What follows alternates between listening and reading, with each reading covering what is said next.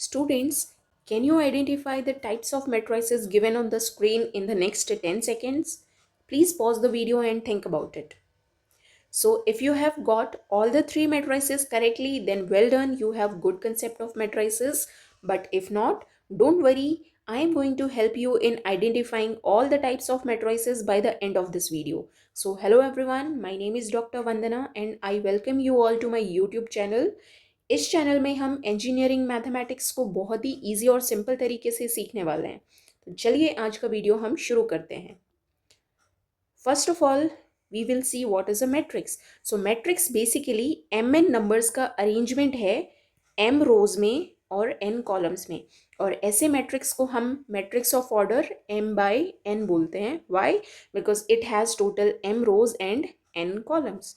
So for example in the first case we have total 3 rows r1 r2 and r3 and we have total 4 columns. So इस matrix का order क्या हो जाएगा? 3 cross 4. Similarly next example में the order will be 2 cross 2. Why? Because it has 2 rows and 2 columns. Now one more thing you have to keep in mind, that the numbers inside the matrix are known as elements of the matrix, or you can also call them as entries of the matrix. ये entries आपकी real भी हो सकती हैं, rational भी हो सकती हैं, कॉम्प्लेक्स भी हो सकती हैं, नेचुरल भी हो सकती हैं, डिपेंडिंग ऑन दैट। अगर आपके मैट्रिक्स में सारी एंट्रीज रियल हैं तो हम उस मैट्रिक्स को रियल मैट्रिक्स बोलते हैं, रियल मैट्रिक्स। और अगर आपकी सारी एंट्रीज कॉम्प्लेक्स हैं तो ऐसे मैट्रिक्स को हम कॉम्प्लेक्स मैट्रिक्स बोलते हैं। आप मैट्रिक्स को कैसे डिफाइन करेंगे? It is defined like Aij with order m cross n, where Aij represents the element in the ith row and jth column. For example, if I discuss about A32 denotes that 3 represents in which row your element is lying and 2 represents your element is lying in which column. So A32 means our element lies in row 3 and column 2. Okay. Order, as I have already discussed, order means the number of rows into number of columns. Now keep in mind, rows are always written first and then you write the number of columns. Now let us see the types of matrices from the very basics. We will move to the advanced types of matrices. So सबसे basic type जो है वो है square matrix. ऐसा matrix जिसमें number of columns and number of रोज बराबर होती हैं, ऐसे मैट्रिक्स को हम स्क्वायर मैट्रिक्स बोलते हैं। और अगर आपकी रोज एंड कॉलम्स बराबर नहीं हैं तो उसे हम रेक्टेंगुलर मैट्रिक्स बोल देते हैं। For example, if m is equal to n, you say it as square matrix, and if m is not equal to n, you call it as rectangular matrix. So square matrix का general form क्या होगा? n cross n. Now you just see the rows and columns are actually same. Now just pay attention to this line. If you observe in this line, the indexes I and j are actually same. I, the value of I is equal to j along this line. ऐसी line को हम diagonal line बोलते हैं, diagonal line. And the elements lying along this line are known as diagonal elements. Diagonal elements. Okay. और ये जो remaining elements हैं, ये elements off diagonal elements बोले जाते हैं, off diagonal. Okay. Coming to the next type, second type, that is row matrix. ऐसी matrix जिसमें सिर्फ और सिर्फ एक ही रो होगा, कॉलम्स पे कोई रेस्ट्रिक्शन नहीं है, रेस्ट्रिक्शन सिर्फ रो पे है. It will have only one row. For example, this has only row 1 and 3 columns. So this is 1 cross 3. ये एक रो मैट्रिक्स है. सिमिलरली यहाँ पे ऑर्डर क्या है मैट्रिक्स का? 1 क्रॉस 4. ये भी एक रो मैट्रिक्स है.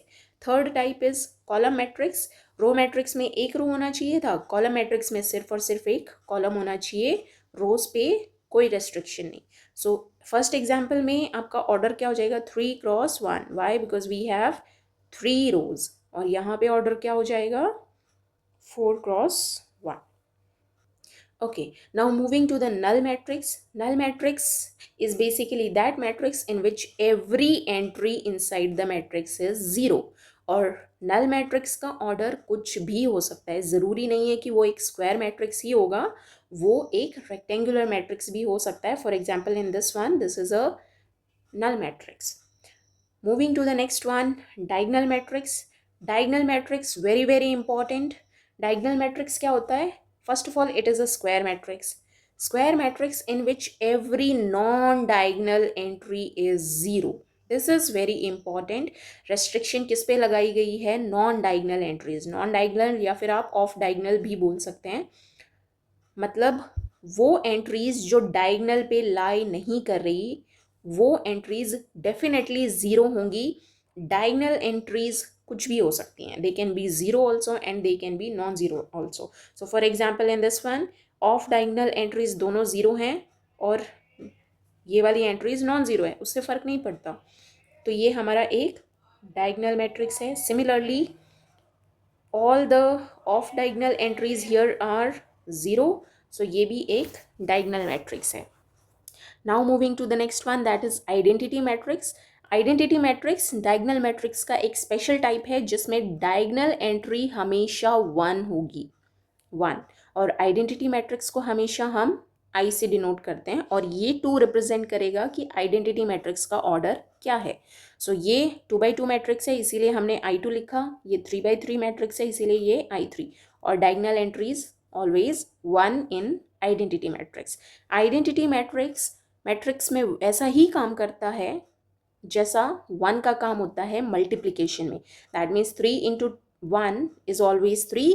आइडेंटिटी मैट्रिक्स किसी भी मैट्रिक्स के साथ मल्टीप्लाई होगा तो आंसर आपको सेम वही मैट्रिक्स मिल जाएगा. से A × I is always A. The next type is a scalar matrix. Scalar matrix again it is a special form of diagonal matrix in which every diagonal entry is same. मतलब diagonal entry पे जो भी होगा वो through out same होगा. Diagonal entries will always be same. That is your scalar matrix. So these are two examples of a scalar matrix. Next type is transpose of a matrix. Transpose matrix actually helps in identifying whether the given matrix is a symmetric matrix or skew symmetric matrix. तो transpose matrix आप कैसे find करेंगे? आप given matrix में rows and columns को interchange कर देंगे तो आपको transpose matrix मिल जाएगा. It is denoted by AT और सिंपली A डैश. तो अगर आप मैट्रिक्स ए के एलिमेंट्स को ए आई जे से डिनोट कर रहे हैं तो ए ट्रांसपोज के एलिमेंट्स को हम ए जे आई से डिनोट करेंगे. क्यों? क्योंकि जो एलिमेंट मैट्रिक्स ए में ith row and jth column में प्रेजेंट था वो ट्रांसपोज होने के बाद में jth row and ith column में स्विच हो जाएगा. इसीलिए ए आई जे को हम ए जे आई से रिप्रेजेंट करते हैं. For example, for this given matrix, what is the order? It is 2 × 3. तो ट्रांसपोज लेने के बाद में ऑर्डर हो जाएगा 3 × 2. और जो फर्स्ट रो है वो हमारी बन जाएगी फर्स्ट कॉलम, जो सेकंड रो है वो हमारी बन जाएगी सेकंड कॉलम. फॉर एग्जाम्पल अगर हम A12 की बात करें मैट्रिक्स ए में तो A12 क्या है हमारे पास? First row and second column में 2 है, सो दिस इज 2. और A ट्रांसपोज में यही एलिमेंट कहाँ शिफ्ट हो गया है? A21 में, that is second row and first column. इसीलिए हम ए आई जे को ए जे आई से रिप्रेजेंट करते हैं. Now moving to the next type, that is equal matrices. Two matrices A and B are equal if they have same order and corresponding elements in them are also same.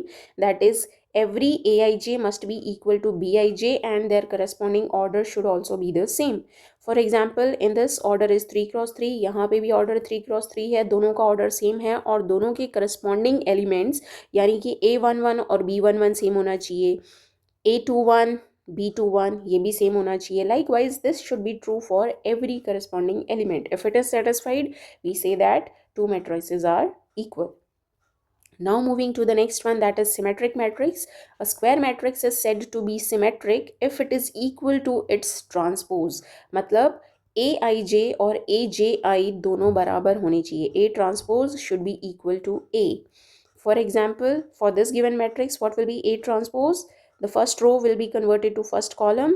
So this is 1 2, minus 3, 2, 6, 5, minus 3, 5 and 10. And as you can see, this matrix, transpose matrix, is same as the given matrix A. So ये दोनों matrices same है, hence your given matrix A is symmetric matrix. Now coming to the next one, that is skew symmetric matrix.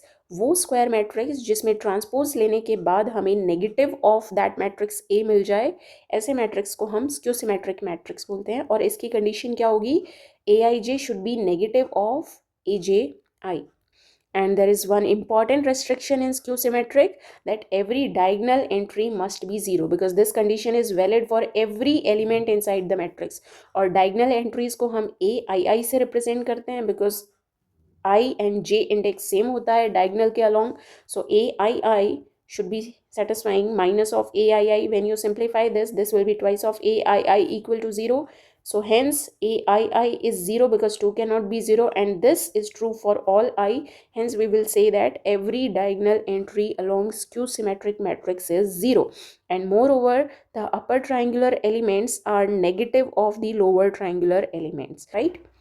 Now coming back to the initial question, what was the type of these matrices?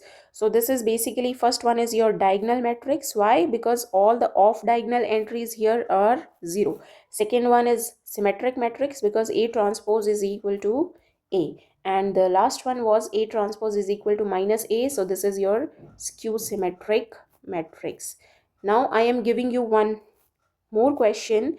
These are three matrices. You have to identify the types of these three matrices. Okay, please comment below your answers. और अगर आपको मेरा video पसंद आया है तो please like and share this video.